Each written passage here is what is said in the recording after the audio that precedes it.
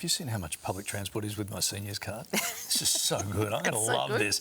Last month's interest rate cut has already flowed through to many mortgage holders, giving it a little bit of relief after years and years of those rising payments. So with lots of lenders offering deals of under 6%, is now a good time to refinance? Or could we be in for a possible back-to-back cut? Founder of Pivot Wealth and author Ben Nash is here with more. So much talk about all this, a lot of economic uncertainty at the moment.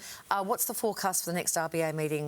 Further cuts on the card? Yeah, well, the money market is now predicting that there will be 3 further rate cuts through the course of 2025. That's also been backed by a couple of the big banks as well, and so that would bring the total cuts for this year down to 1%. That's on $1 million mortgage. That's a saving of around $1,000 a month on your mortgage payment, so definitely welcome news. Ben, question without notice. All this stuff that's happening in financial world with Trump and all the triggers that he's pulling, is that in any way going to affect what's happening there at RBA?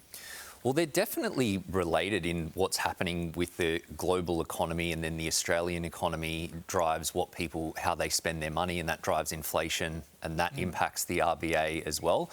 How much it impacts is, I suppose, it's time will tell. Yeah. Okay. So minimum repayments are dropping, but here's the thing: if someone can afford to be paying those payments at a higher level, yes, they're going to be better off in the long run if they can afford to keep doing it. 100%. Yeah. And yeah, look, it's no doubt, first interest rate cut in 5 years, that a lot of people will want to be absorbing some of those savings to keep up with the cost of living. But if you can find a way to keep up the payments from prior to the rate cut, on a $1 million mortgage, the saving would be about $160 a month. If you keep paying it at the previous rate, that would shave around $95,000 in interest costs off your mortgage and mean that you pay it off 2 years sooner. Yeah. 2 years, okay. Always a good thing if you can manage it. Is it true that not all banks have reduced those payments automatically?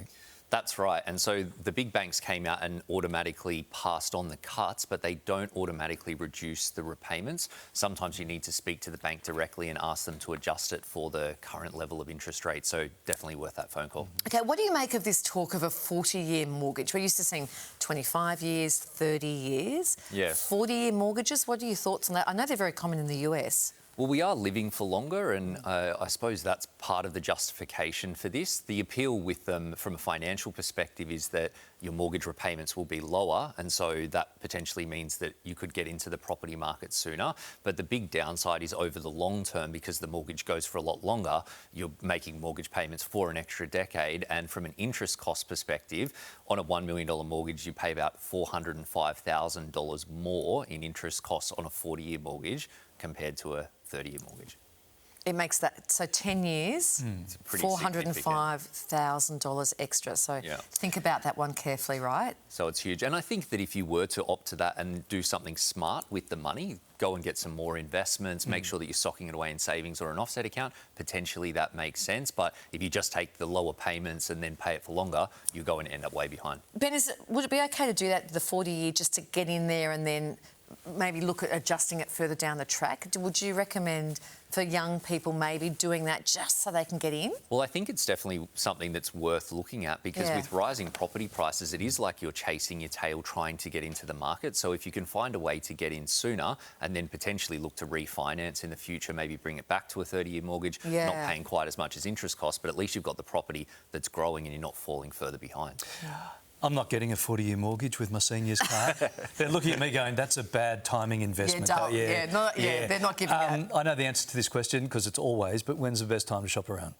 Well, at least every 6 months, because the mortgage market is moving, and particularly now that we've had a rate cut, it's a good idea to make sure that your rates are competitive. It's really easy to do that. There's a lot of tech tools that you can do it online these days, but can be significant savings up for grabs there. Okay, always good advice. Thank you so much, Ben. For more of Ben's insights, you can check out his book, Virgin Millionaire, and it's out now.